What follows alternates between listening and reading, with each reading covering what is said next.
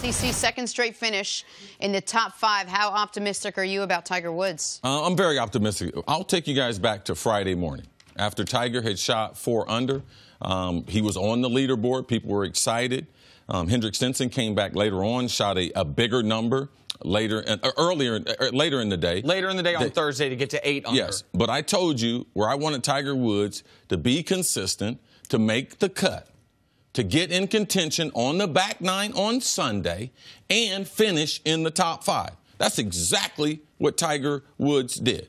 He's been able to show that now I can bounce back 2 weeks. He's done this twice this year in back-to-back tournaments where he's been able to not only play and make the cut, but also get the practice rounds in, to get that nervous tension, to get out there in the crowd. So for me, these were monumental tournaments for him to be able to feel the pressure, see himself hit shots, not only his iron game, but his short game, to be able to do that under pressure. That is what you want. Tiger Woods, I said that last week, that he would win in the next month. I still believe in the next month he will win a golf tournament. I wouldn't be shocked at all if he won the Masters. If you look at this week's tournament, I think there's 140 players playing at Bay Hill. 24 of the top 50, probably the toughest field that we've seen in the world play this year. Augusta is not that way. It will be the top field, but there's only 72 players.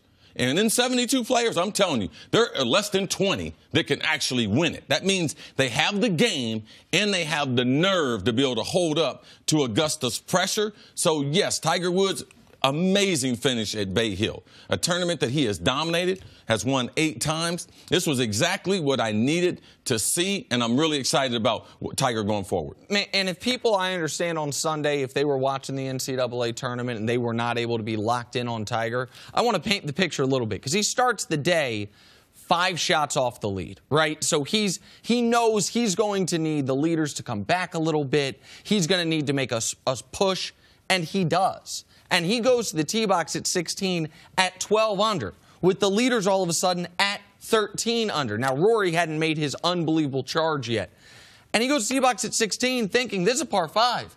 If I birdie, much less eagle this thing, I can win this tournament. Now, he had a bad shot on 16. He talked about it after the round. He said, I was indecisive. I either needed to bomb it or just hit my 3-wood. He ended up going in between is what he said. He didn't commit to it. He kept saying, I didn't commit to it. He went way out of bounds, and that basically ended the tournament for him. He bogeyed a hole that he needed to birdie, and then the next hole he bogeyed as well, which is why he finished at 10 under. But he was right there for the second straight weekend. Last weekend, he was to the 18th hole, 1 shot off the lead with a putt to force a playoff. This weekend, he was to the 16th hole, 1 shot off the lead with a chance to go win the tournament.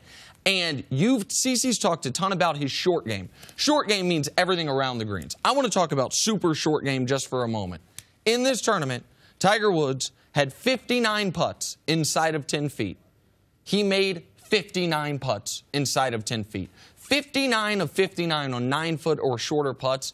It would be remarkable for anyone that's not Tiger Woods. Typically, the only guys that can do that are guys where that is the singular biggest strength of their game. The only people that can do that, they're robots. All right? You could put a robot out there, and a robot could do worse. Based on the wind, based on the ball, could hit a little mark, a divot, and go off course. The one we saw where it went all the way around the hole. 360 around. It's incredible for him to build a putt almost robotic.